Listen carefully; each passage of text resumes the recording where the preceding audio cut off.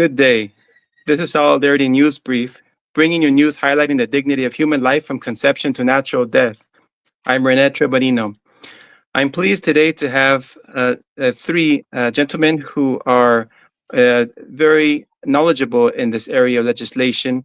As you may know, there is a large bill going through Congress at this time, which has passed the House of Representatives and is now before the Senate, who will likely vote on a revised version of the bill, and in the future have a reconciled version, which we voted on.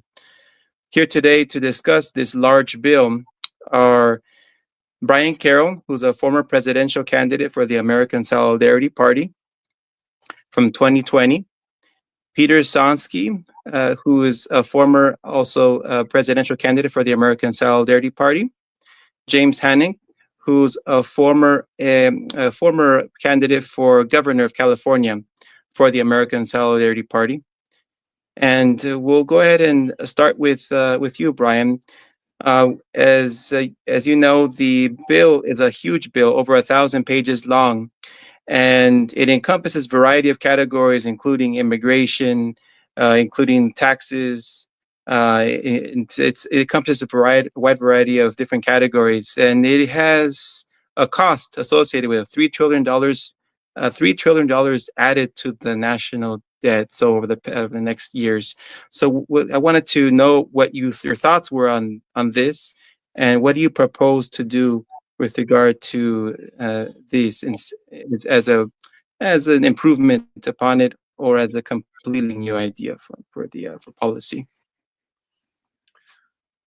Well, it's unfortunate that so many things wind up in one bill.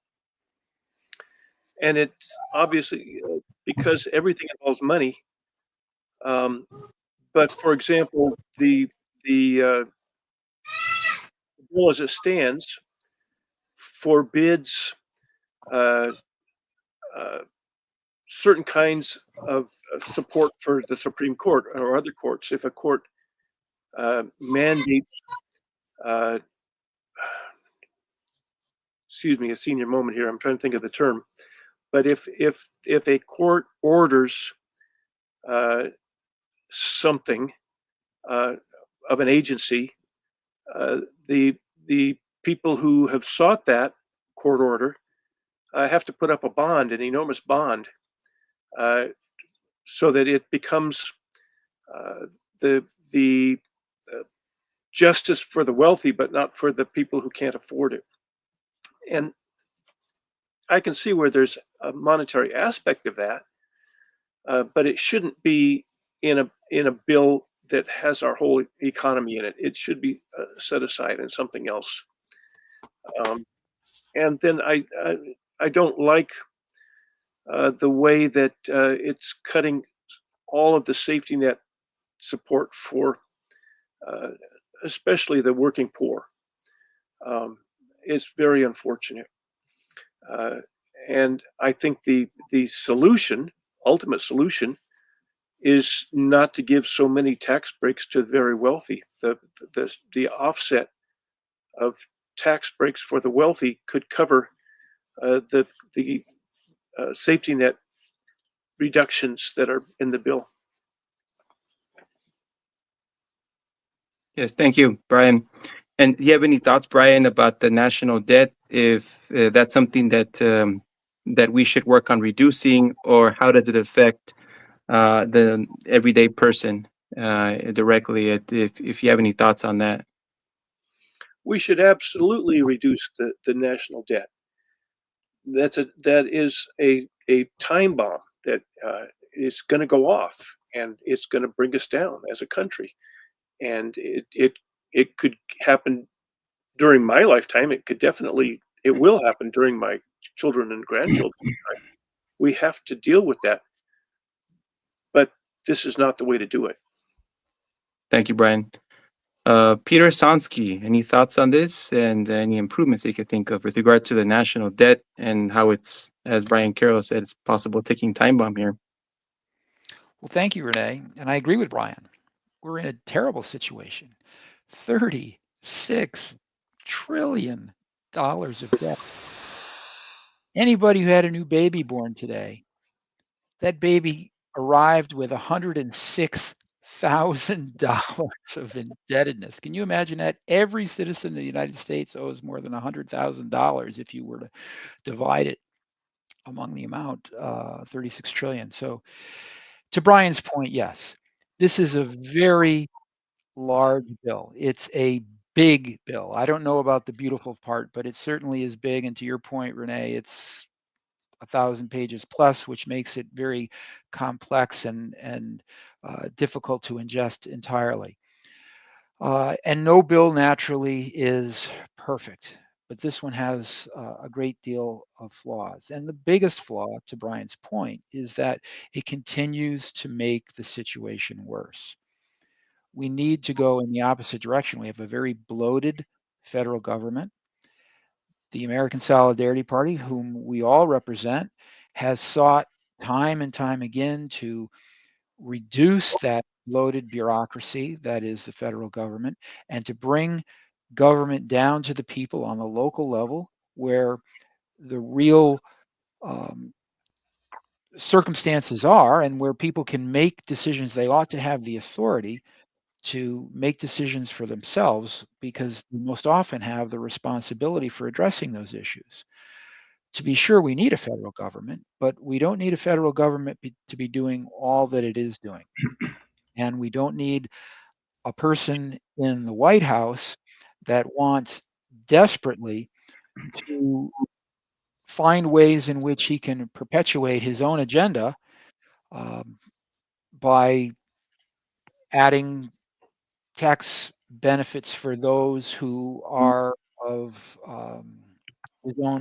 his own class. Thank you, Peter. James, any thoughts on the matter with regard to national debt? I know we owe a lot to China, particularly, and how does this all affect how we can function as a country and prosper?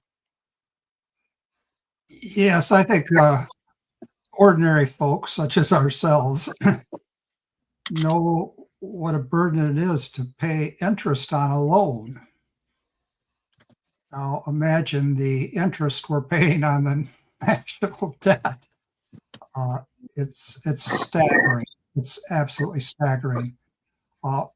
With regard to the context, we used to hear that financial institutions, at least some of them, were too big to fail. This is a bill that's too big to succeed. If there were such a thing as a line item veto, some things could be kept, some important things like efforts to defund Planned Parenthood. But there are so many things in this bill that are just really unconscionable. And for our listeners, should they have the opportunity, I can't recommend enough the letter of May 20th of this month from the United States Conference of Catholic Bishops to the members of Congress regarding this bill. It's an exhaustive analysis, and it does mention the whole question of the incredible national debt. And both Brian and Peter have mentioned the dilemma that we so often find ourselves in of having bills that piggyback upon bills upon bills upon bills. What we have to remember is that if you intend the end of an action, what's the intention of this bill? You intend the means that you take to realize that goal. And oftentimes in popular language, we hear people say, well, this will mean such and such. Well, passing this bill will mean that people, and I know many people on Medicaid, that people on Medicaid will have a terrible, difficult time. That's what this bill means. And now what that involves is the truth, that if you intend the end, you intend the means. If you tend to pass this bill, the means of doing so are taken from those who have the least to give and giving to those who have the most already. Thank you, Jim. So speaking of something you mentioned, the Hyde Amendment, which was passed in the passing Congress, it's supposed to prohibit federal funding for abortion, which is the killing of an unborn human being. And this bill does seek to cut a loophole in which Medicaid money is used to support Planned Parenthood. Over $500 million reportedly have been sent to Planned Parenthood for this through Medicaid, and it who is the largest provider of abortion in the country. In addition, they're the second largest provider of gender transition, with so-called gender transition therapy using hormones. And so the bill seeks to cut the Medicaid funding for these two things in support of the dignity of human life, in support of dignity of children. So what are your thoughts about this part of the bill, and what do you propose to do to improve this particular policy issue with regard to the dignity of the unborn, and with regard to this gender ideology that is it's kind of a scourge on this country? I would say And have a separate go ahead. bill. I would say have a separate bill. There's no reason to put it in this bill, and there's no reason to put a lot of things in this bill that are in this bill. One of the things that the party has often addressed is the need for a real democracy, an authentic democracy. And what we have here is a long drawn out episode in deal making. And by the time you finally cut the deal, there are very few people that are actually represented, except for the people making the deal. And that's certainly not the American people. Right. Peter, any thoughts on this?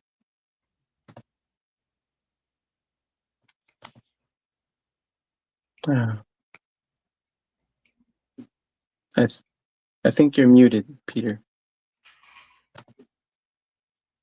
My apologies.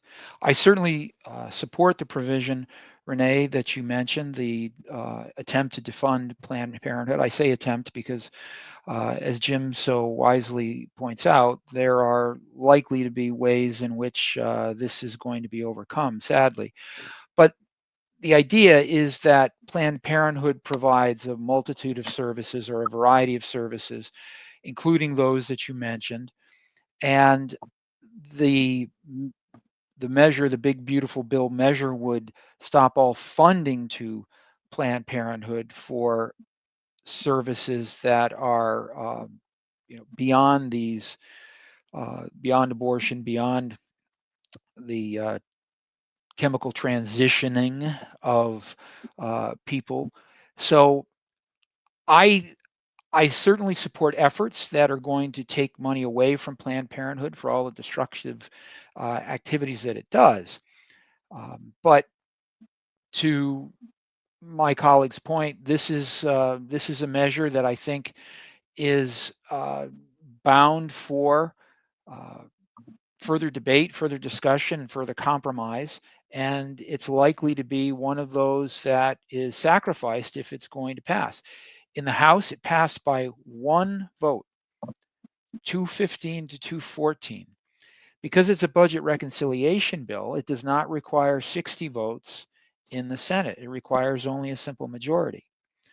So it remains to be seen whether the most hardline conservative Republicans who would be opposed to this measure for the reasons we discussed at the outset, the fact that it continues to raise the federal debt, will be supportive. Sadly, so many in the Republican Party are currying favor with the president as a way to enhance their own political futures. And I think there's been a number that have been complicit in supporting a bad bill because they have either fear or some measure of dependence on the administration. It's not a good place for them to be. And what we see is that we are more divided as a nation than I can ever recall in my lifetime as a voter, which is now spanning 45 years. These members of the House coming within one vote of passing this measure goes to show that there is a huge divide in this nation, and that there's going to have to be some compromise ultimately before this measure is advanced.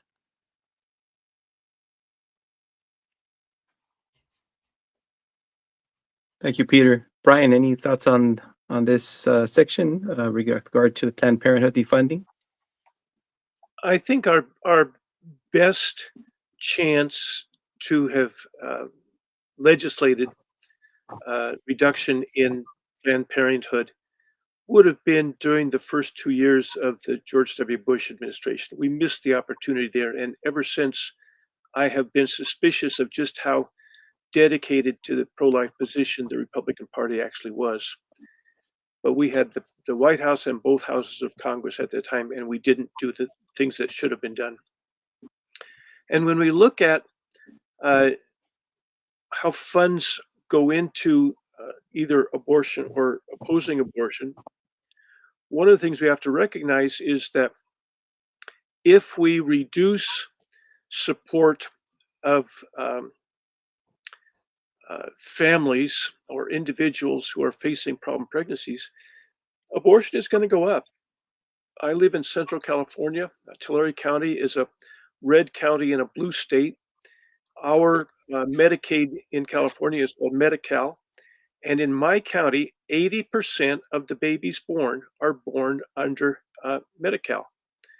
And if you reduce the number, make eligibility more difficult, a woman facing a unplanned pregnancy looks at the costs of carrying out that pregnancy and has if she has to bear it herself and can't have the support of Medicaid, she's going to have an abortion, even if she would like the baby. She can't, it's a matter of fear. Most abortions are the result of fear, and we need to reduce that level of fear so that a woman believes that she can be successful. Having a baby and raising the baby successfully will be the best way to reduce the total number of abortions.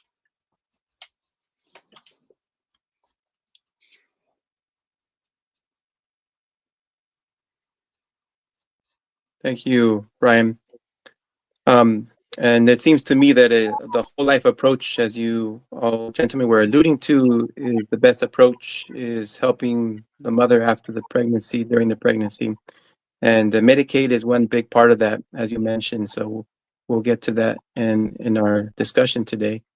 But I believe it is a good thing to defund Planned Parenthood for sure. But to have it a whole life approach, I think probably is best. The next topic I wanted to raise is legal enforcement of court rulings.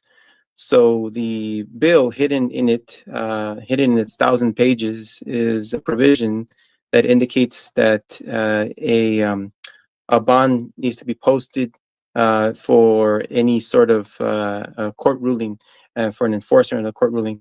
So if somebody is contempt of court, it would decrease the possibility of enforcement of that court ruling, including the Supreme Court and all the federal courts. And it seems to be at least very coincidental that it happened right now at this time when the president has a lot of rulings against him. So any thoughts on this provision that's hidden away and its constitutionality, and just any thoughts on that? I would start with Brian again. Yeah, this is the provision I was referring to earlier when I couldn't think of the right word. But it's a serious problem when they stack these bills with things that are mainly bargaining chips. The Senate is going to dislike this, as I understand it, and so they put something in there that they know the Senate's not going to want, and it gives them bargaining power uh, in the dealing with the Senate. And I object to that kind of thing. Uh, and well, obviously, I'm against the attack on the judiciary. The president is grabbing power from the courts. He's neutering the courts. He's already done kind of the same thing to the legislature.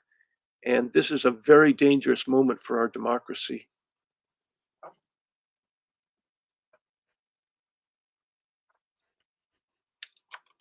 Yeah, Peter, any thoughts on this section? Well, I don't think I can add much more than what Brian has just said. And I don't think it's coincidental that it's appearing now. It's a provision that no one expected to have as part of this type of budget reconciliation legislation, but it certainly has been identified.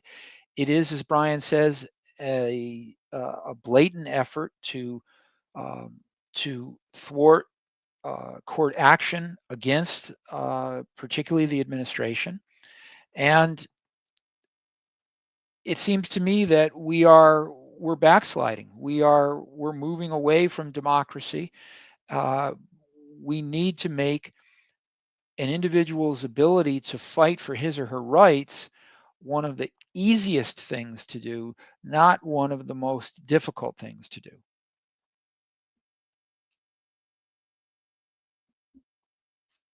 Thank you, Peter. James, any thoughts on this? I think Peter and Brian have gone to the heart of the matter very well.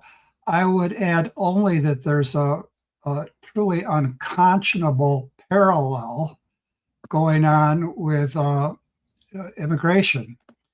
If someone wants to plead for political asylum, that person is now required to post a bond to do so. If you want to do the right thing, legally, you've got to post a bond. If you want to do the right thing and protect your life because it's at risk because of political and religious oppression, well, that's great, but you have to post a bond before you can do it. It's certainly a pay-as-you-go world.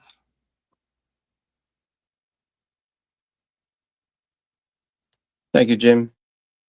So, going on to the next section, wanted to, since you mentioned immigration, so in the section on immigration, there's some expansion of the immigration courts, which help with processing of asylum seekers and refugees, and just there's some expansion of that, but there is disproportionately increased attention to detention resources, more so in the immigration courts.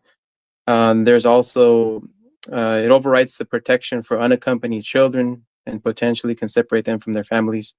And so, speaking on the immigration issue, if you want to add anything else, Jim, with regard to the immigration section of this bill, and there is some relation to Medicaid as well, because there is also decreased access to Medicaid, especially for even immigrants who are in the legal process of fixing their papers. Here's an image that comes to mind. I have a hard time throwing a ball up in the air and catching it. Now try it with 2, try it with 22, try it with 102. And the parallel here is with the amount of money that's being tossed around. We hear the number 1 billion so often with regard to so many proposals that it is really dizzying. Now, specifically with regard to enforcement and detention,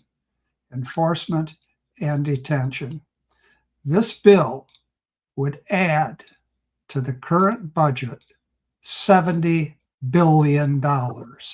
$70 billion more for enforcement and detention.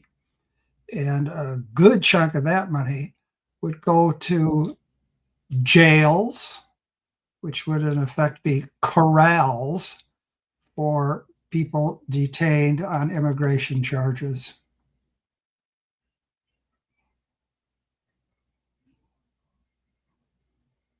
Gotcha. Thank you, Jim. Peter, any thoughts on this matter of immigration section of the bill?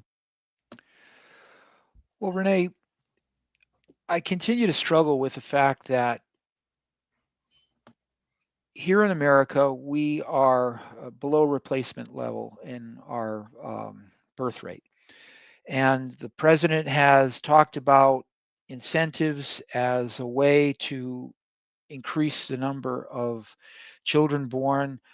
We are a graying population.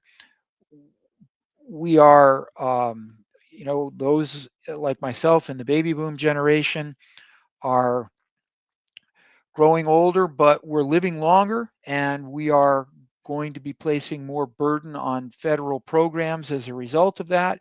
We need more workers, we need more revenue, and we need more people to make that happen. But we must realize that people are not incentivized to have children today because of the onerous cost and circumstances involved with it. Yet we've got people that are willing to come to America and to bring their families with them. They want to comply with our laws. They want to integrate. They want to become part of a fabric of American society. And while there are certainly people that are exploiting that, I don't mean to be naive, but we are turning our backs on people who could be of tremendous benefit to us. I am certainly pleased with the fact that there are improvements in the systems for processing those that are refugees or seeking asylum. But I think it's a talking point. I don't know that this is a real reform. We can do real reform and we can improve the system. It's not difficult. It requires hiring and more judges, staffing more judges along the border, and simply finding ways to expedite the process and welcoming legitimately people who want to come into this country and do so lawfully. We are in this administration creating a vilification of anyone that seeks to come to our country. Just today, we read that the president is um, taking away funding from Harvard University and refusing to acknowledge any foreign students that Harvard seeks to bring to the United States. We have an excellent educational system here. We have some of the finest institutions in the world, and we should be proud of the interests that others have in coming to the United States, studying here, and contributing to our society and culture. And instead, we want to get involved in petty disputes with these institutions um, and use tactics like I described as a way to monopolize headlines and somehow or another to teach people to comply with the will of the administration. It's not productive. It's not beneficial. It's not healthy, and we're going in the wrong direction.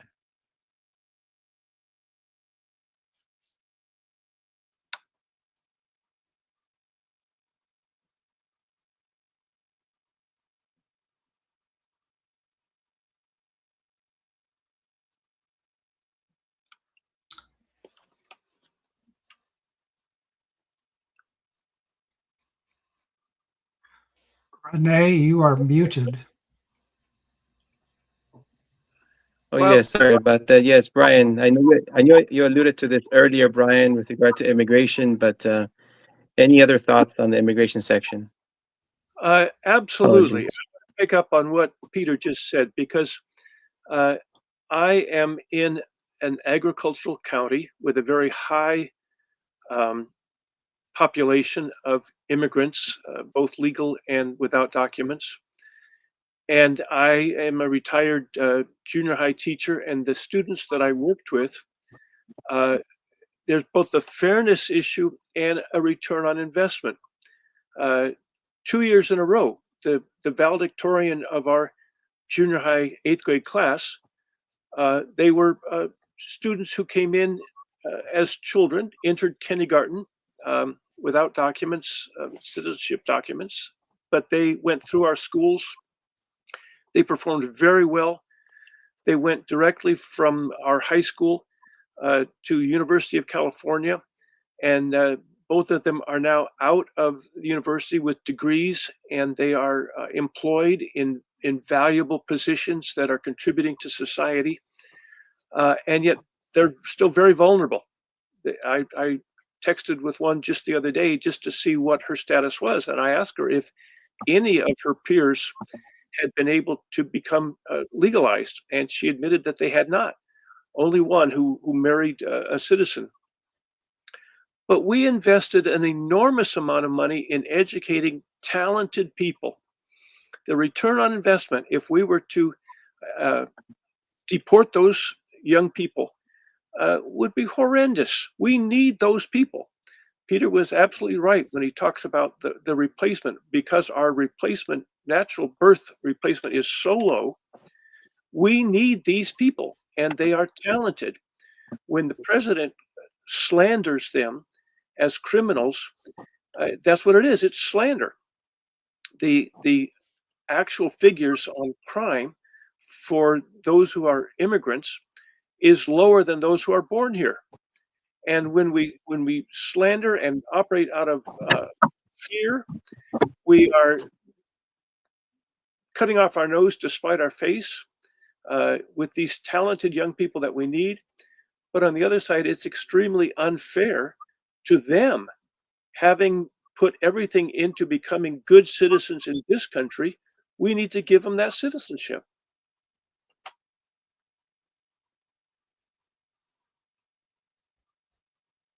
Thank you, Brian. I appreciate all your thoughts on the immigration issue. Definitely a big issue, and has been, in my estimation, corrupted. It reduces people that are immigrants to less than human in some way. So that's a very big issue with regard to human dignity. The next section will be is regard to taxes. So this is a big issue with this bill. By the way, we have Katia Asencio joining us. She's a member of the American Solidarity News Brief, and thank you for joining us, Katia. So the next section is about taxes. So this bill would make permanent the individual and estate tax cuts from 2017 from the Trump's first term, and it has a temporary 4-year increase in the standard deduction, which is $1,000 increase for individuals, bringing it to a total of $16,000 total, an increase of $2,000 for joint filing, bringing it to $32,000 total. And the deduction reduces the income that can be taxed. So this may be a good thing for many people, but it's temporary. And also the temporary increase in the child tax credit by $500, bringing it to $2,500, which is also a good thing with regard to families. But again, it's temporary. And however, there is this is the big zinger. There is an essential tax cut for higher income earners with this bill by the reduction of both the alternative minimum tax and the estate tax. So it's kind of a loophole which large income earners use to pay less taxes, and that's being closed with this bill. And so this tax increase, this basically is going to be a tax increase for poor tax filers effectually. According to the Nonpartisan Joint Commission on Taxation, or the JCT, in 2027, those making less than $15,000 yearly will see a 20% increase in taxes. This would increase through the years, and in 2031, this lower 20% of income earners would see a shocking 454.8% increase in taxes, while the top earners, including the top 0.1 percentile, would see a tax break. So one other positive is the child tax credits. one thing about the child tax credit is it's a good thing, but it cannot be used by the lower income earners because they don't make enough income, only for the higher income earners. So this is a big part of this bill. I wanted to spend some time on this with regard to a whole life perspective of the American Solidarity Party. So I wanted to go ahead and start with you, Brian. Any thoughts on this and any improvements you can make on tax policy with regard to these issues? Overall, if we're going to be solvent, we have to raise taxes on the highest brackets. For a healthy economy, we want the money to spread around. And the way to spread money around is to put it in at the bottom. People who are not making very much don't put their money in offshore accounts. They go out and they spend it, and it gets turned over in the economy, creating economic activity. Whereas if you allow it to build over generations into these enormous pools of wealth, that money does not create more economy. And the trickle-down theory does not work. And so we want to find ways to, for example, the estate tax. We ought to depend more heavily on an estate tax, with maybe a carve out for family farms. But otherwise, to allow generational wealth to build and build and build and build, it has other destructive influences on our economy, on our society. Poor people go out and buy a loaf of bread. Rich people go out and buy another congressman. That is not the way to run an economy.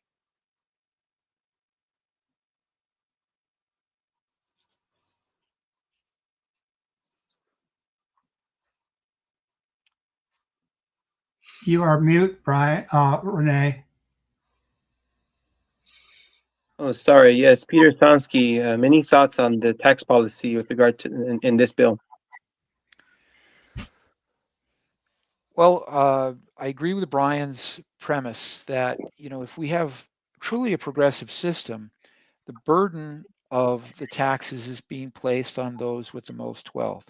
I really liked his comment about the estate tax. The estate tax has always been a tax that is imposed on the people of greater wealth because it's a passing of wealth from one generation to the next, and it's the thresholds that have existed for a long time are easy for those that are in the lower and middle income brackets to avoid.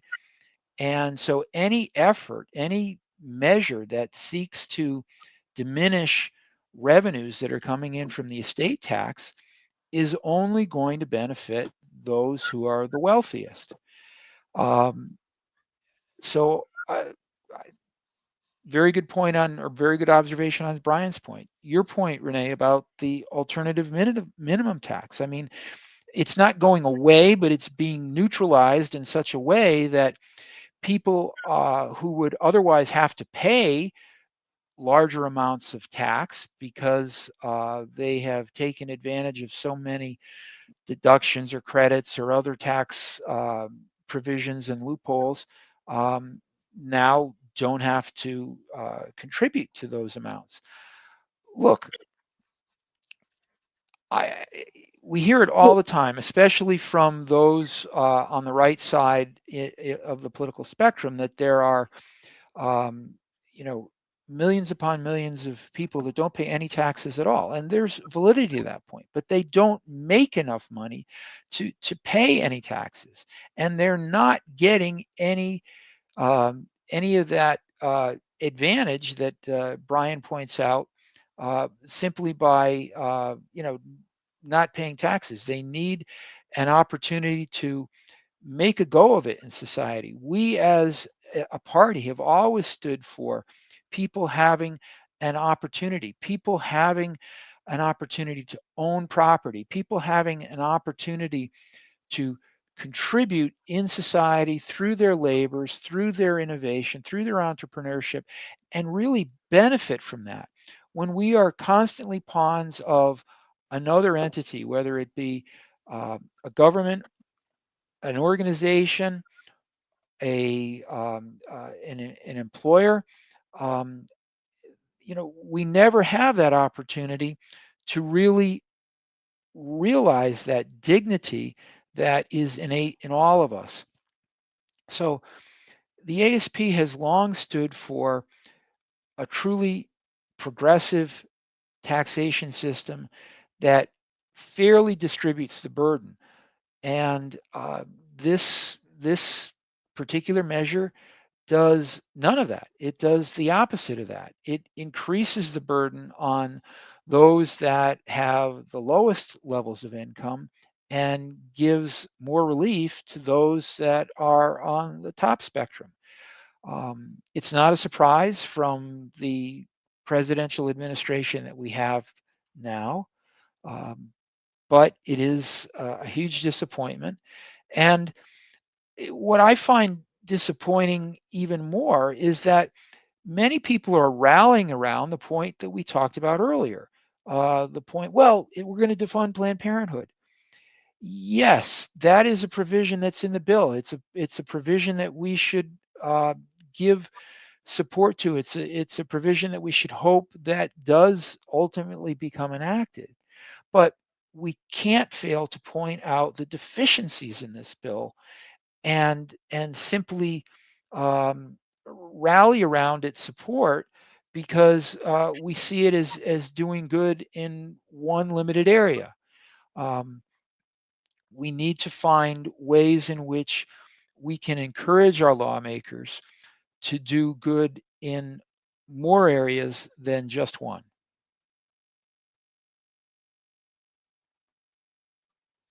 Thank you, Peter. James, I know you were a professor of philosophy for many years, and you. Don't blame me. Don't I was blame wondering me. your thoughts on this. So, with regard to voting for a bill that has evil in it, but voting for it because it has some good that are considered a greater good. What are your thoughts about this? Well, I certainly want to say a few things about that point, but I'd like to continue on the tax question for just a bit. No, go ahead. It You have the seems floor. it seems to me that we're all agreed, and it's certainly part and parcel of the Catholic social thinking, that taxation should be progressive. What we have here, when all is said and done in this bill, is a largely regressive tax structure. What's crucial for us to keep in mind, translation of that is that this bill, in effect, reduces taxes for the wealthy and increases them for lower income people. Now, what I wanted to add to the tax question, and this is something that comes from the legacy of the Catholic worker movement. Just as there's such a thing as conscientious objection in war, just as there's such a thing in conscientious objection in medical practices, so also there's conscientious objection in tax paying. And once upon a time, I found myself in front of Saginaw, Michigan, Internal Revenue Service, protesting war taxes. And we haven't mentioned this yet, but the bill that we're talking about, so big and so bad, a little streaks of beauty, but mostly big and decidedly bad, is that it adds 150 B for billion, $150 billion to our already outrageous military spending. So, should this bill pass, I encourage people to be inventive in finding ways to resist tax payments insofar as that's possible. Once upon a time, it was quite easy. You could do that because there was a tax add-on on people's telephone bills during the Vietnam era It's much more difficult now, although some people don't pay taxes because they deliberately keep their incomes low enough so that they won't have to pay taxes. Now, with that said, regard to taxation, moving ahead to voting, suppose you're a legislator. You're going to vote. That's the morally pertinent action. You're going to vote. Now, I say once again, if you intend a certain goal, if your intention in acting is to bring about a certain end, you can't escape intending the means employed to bring about that end. Once upon a time, Harry Truman said, what did we do? We dropped the bomb on Hiroshima, and then we dropped the bomb on Nagasaki. And why did we do that? Well, our goal was to save American lives. No doubt it was. But the necessary means to achieve that end was the destruction of tens of thousands of innocent Japanese people. So if you intend the end, you intend the means. The means that are embedded in this particular bill, the means that are embedded are really grave attacks on the health and grave attacks on the education of any number of American people.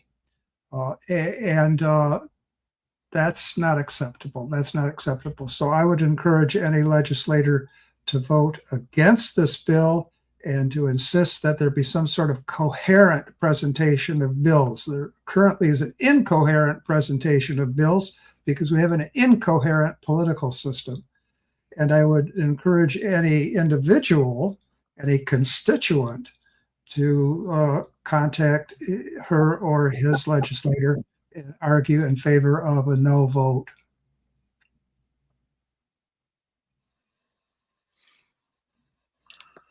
Thank you, James.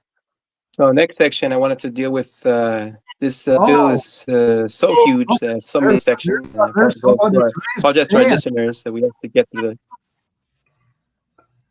the. Hi. I just wanted So to with chime regard to in. healthcare, go ahead. First Go ahead, off, Katya. Thank you. Thank you for having me here, and it's been an honor to listen to all of your answers. I just wanted, since we were in the topic of taxes, I just wanted to mention that I'm not as well read as you. I'm not an economist, but one of the questions I had was, okay, so they found enough money, or like they did the math and there's enough money to have tax cuts, but the increase in child tax credit is only $500. I know any increase is good, but because it was mentioned before, the US does have a low birth rate. I would think that a party that wanted the common good, the true good, which children, families are a good, they would do a lot more for families. And I love that our party has that in its platform. And we've often argued for free birth. Yes, definitely. And that goes to their next section is healthcare. So this is basically the largest Medicaid cut in history. Work requirements for some recipients, ending coverage while citizenship or immigration status is being verified, cutting Medicaid matching funds for states, cuts to Medicaid healthcare for the poor would be basically by the CBO, which is the Congressional Budget Office. It's a nonpartisan group that analyzes bills. They estimate that 8.6 million people would lose their health insurance from these cuts just to Medicaid. Now, to the Affordable Care Act, which gives premium tax credits to people that get insurance through the Affordable Care Act, that was passed during the time of President Obama. Approximately 4.2 million would lose health insurance from this, according to the CBO. So total, it would be over 12 million people losing their insurance. So I wanted to start with you, Brian. Your thoughts on this and any improvements in this section of the bill that you would propose, and with the perspective of a whole life perspective for the American Solidarity Party. The sleight of hand here.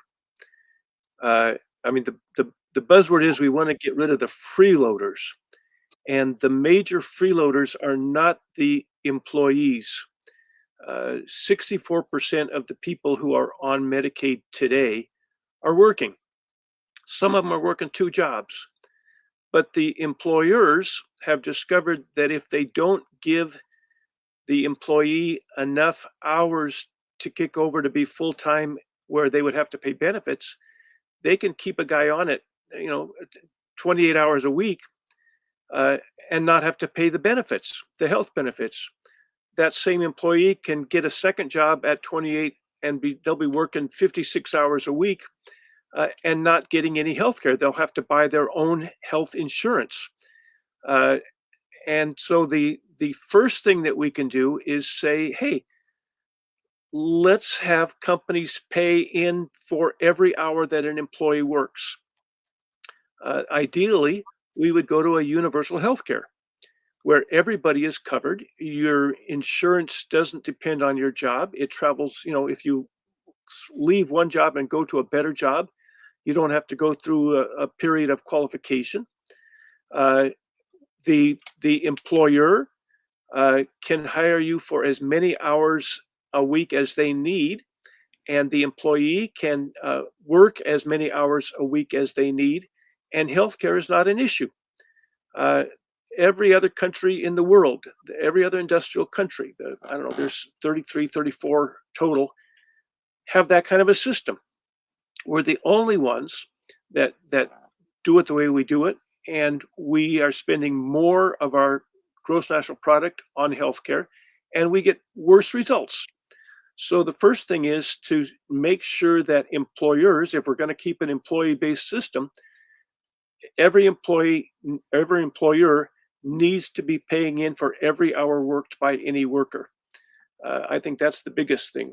64% of our Medicaid people are working, and another 30 are either at home as caregivers, primary caregivers, or they're illness or disability, or they're in school. 93% of our people who are on Medicaid ought to be on Medicaid. There's no fraud there, or there's always going to be a little bit of fraud, but no significant fraud. The sleight of hand is not charging the employers, and that could be done away with a system of everybody covered under a government program. And of course, the other waste is our medical insurance. That's a middleman that's not contributing value. We could get rid of them and spend much less on our healthcare, which is, one of the reasons we're in such debt is our high healthcare costs that are not paying for themselves.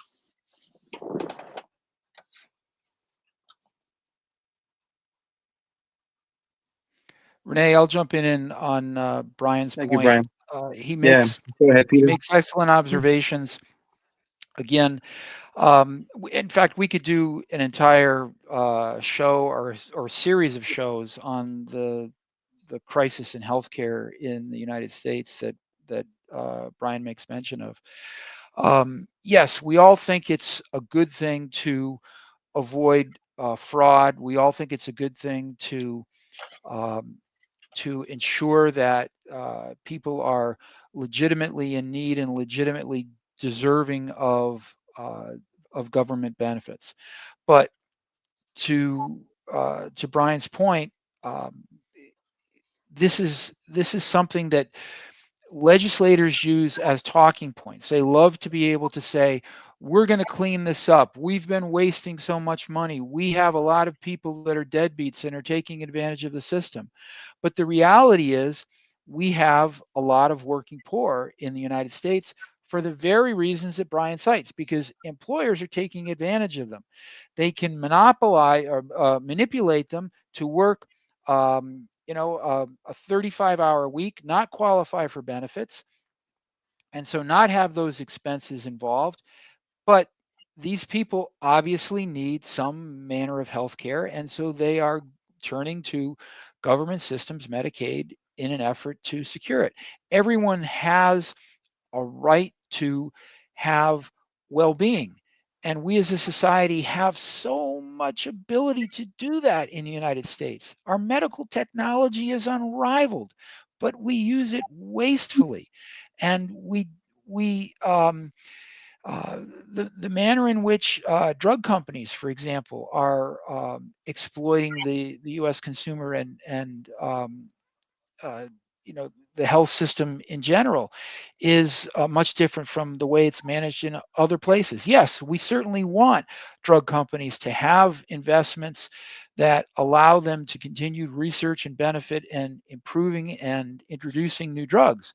But the reality is that they are creating a heavy burden on people who have no ability to pay it. The provisions that are a part of this budget reconciliation measure HR1 are simply unconscionable in the way that they would potentially deprive people of a legitimate need for providing for their own well-being.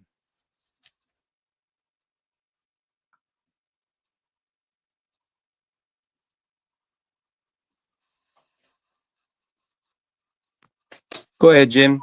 And anybody wants to jump in anytime. And Kati, if you have any questions, jump in as well for our panel. I don't have anything to add. I think that the critical points have been made and made very effectively.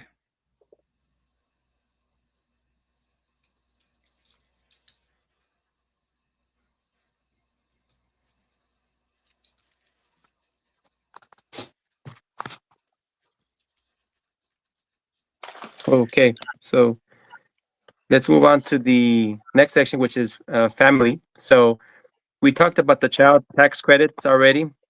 There's also some incentives for employers to provide paid family leave, some enhancement of adoption tax credit, business tax credit for child care expenses to their employees.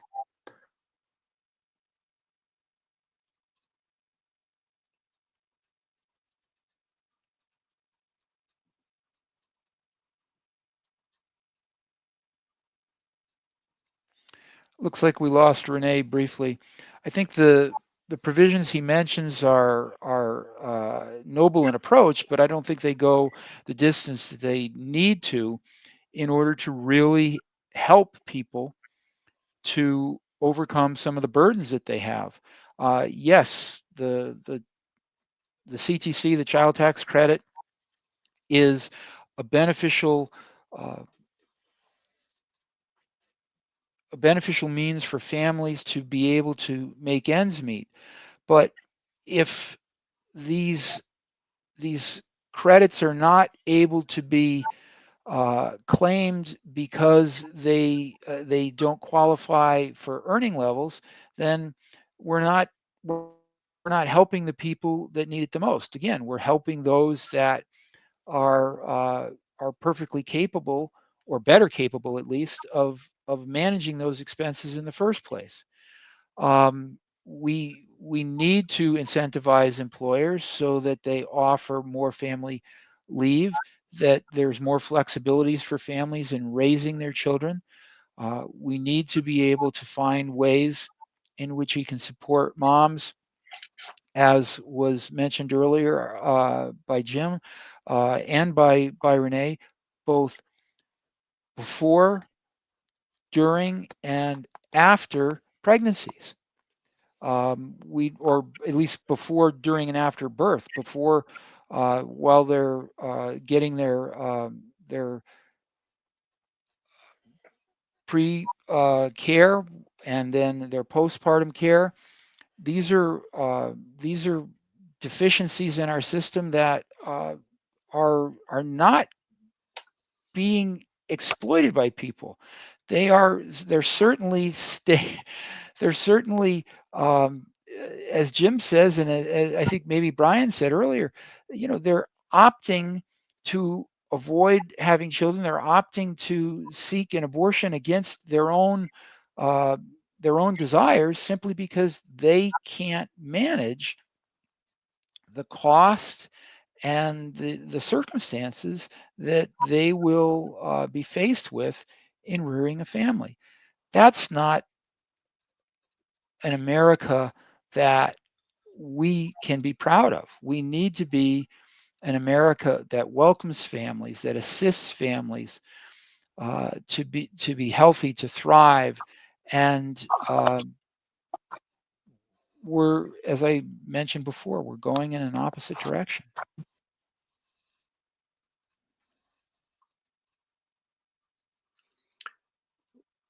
Let me jump in here. Thank you. Jane, did you already respond? Yeah, go ahead. I think one of the problems Go when ahead, you look Brian. one of the problems when you look at family finances is that because so much of our housing has been bought up by equity management companies and the rent has gone up. You know, when I was in my 20s and looking to buy a house, the rule was you could buy a house that was 4 times your annual salary. Whereas today, uh, I have a child in her 40s who is spending 2/3 of her salary just on rent, and the rent is going up so fast in so many places. We need to rein in the ability of companies, the equity management companies and others, to buy up such massive amounts of housing. We need to free that up for individual homeowners. Uh, that would take some of the pressure off of the other things that we're talking about tax wise. The little offering of uh, the little offerings that we're going to do on. I'm getting some feedback here. But when we give these child tax credits, it's a pittance compared to some of the other enormous expenses that families today have, including healthcare. If they are working 2 jobs and don't qualify for healthcare from either job, they have to pick up that. Those kinds of pressures are just unconscionable. We need to work at all aspects of this. Thank you, Brian. So one thing I forgot to mention is there is also this these accounts, wealth building investment accounts, they're proposed also in this big bill that the government contributes towards an investment account starting at newborns. So that may have something to it as well. But let's move on to the next section as well. This is the last section. Actually, the second to last is the poor.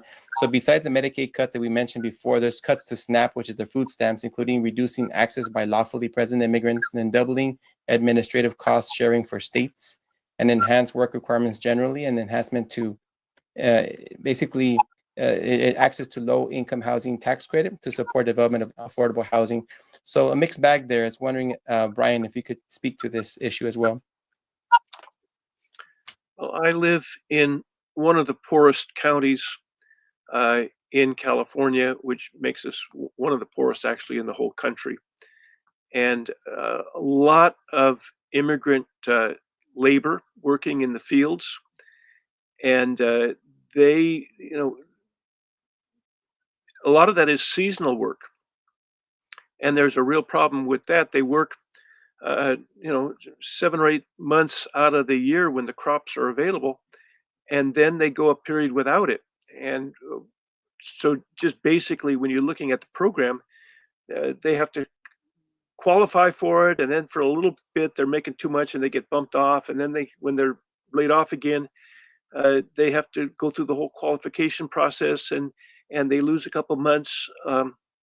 It's not a good system. And when we put these work requirements on people who are they're feeding us. They are doing the hard work in the fields, hot sun, cold winter. It's very, very difficult for them, and they're not able to function. They're not able to live. They're not able to raise their families in spite of the service that they're providing for us. We also, I think the program, this bill, made cuts in the lunch and breakfast programs. For a lot of the students that I had, those were their two main meals of the day, breakfast and lunch at school. If you don't feed them, they can't pay attention in class. They act up more.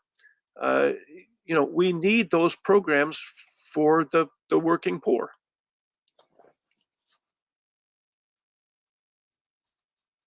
Go ahead, Peter. Rene, I'll just add, add. we use acronyms a lot. SNAP is Supplemental Nutrition Assistance Programs. Food stamps is what some may know it by, but it's a federal government program that provides additional assistance to individuals and families who are on the lowest levels of income and who need help in buying groceries, nutritious food to feed and maintain themselves. Yes, there are abuses. Yes, there are people that are buying candy bars and soda pop with food stamps. But the reality is that many people are buying quality foods to provide for their families. And it also supports our own economy in America if we're our food production economy. Again, I have a hard time accepting arguments that say we need to make these cuts, but at the same time we're adding to our federal debt. If we can't find ways in which we can raise revenue and cover the cost of these programs, and we can't propose measures that are going to continue to benefit certain classes of people and raise our federal debt.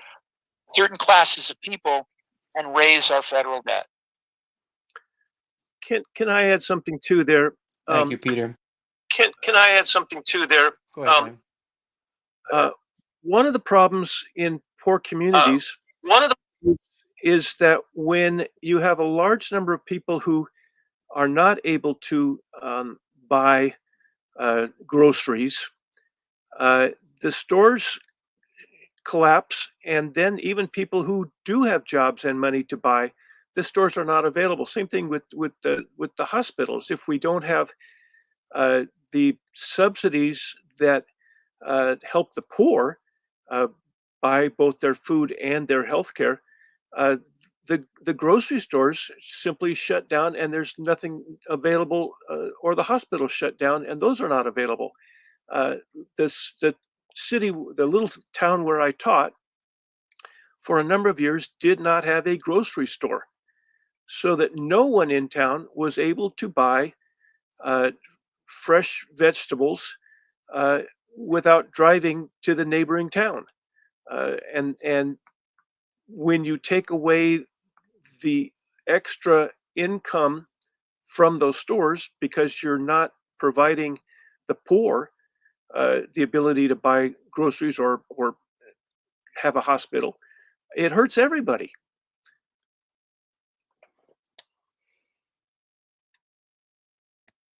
Thank you, Brian, for your thoughts. Last section is the environment. So this bill eliminates $500 billion in investments for environmental stewardship, including household clean energy and efficiency tax incentives, clean vehicle tax incentives, and EPA programs that reduce air pollution and greenhouse gas emissions. But the perspective of the environmental stewardship that the American Solidarity Party supports, I would like to have your thoughts with regard to this part of the bill. Let's start with Peter.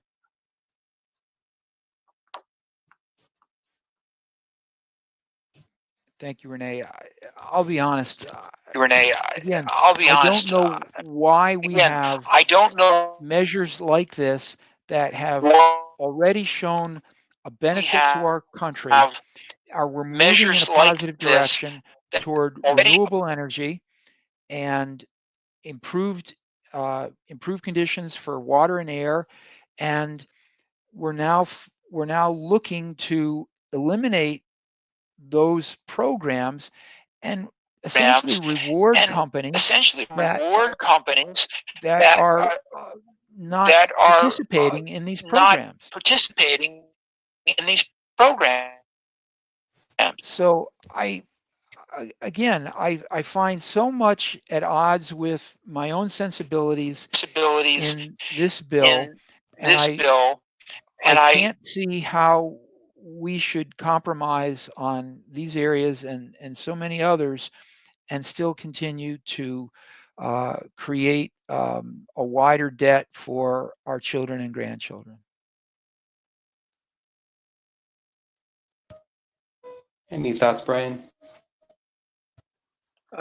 Yeah, and I think Rene, maybe yours was producing the feedback. I hope maybe you can mute while the others are talking. But the environment, we have made so much progress in environment. I can remember when I was a kid, horrible smog in Los Angeles, and it's not there anymore. And rivers, the Willamette River or the Cuyahoga River, all those rivers that were so polluted, and we've cleaned them up. And when we go backwards, we are going to create all kinds of new health problems. You know, when we talk about the expense of Medicaid, one of the things to reduce healthcare problems is to have healthier water and healthier air. And so when we go backwards on our environmental protection, we are hurting ourselves in so many other ways.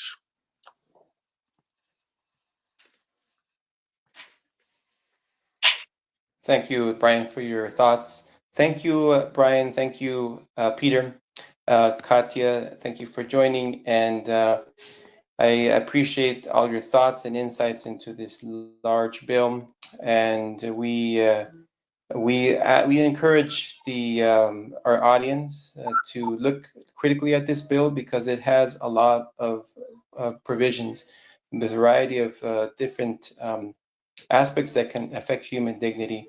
So with that, I bid everyone good night, and remember that all human life has dignity from conception to natural death.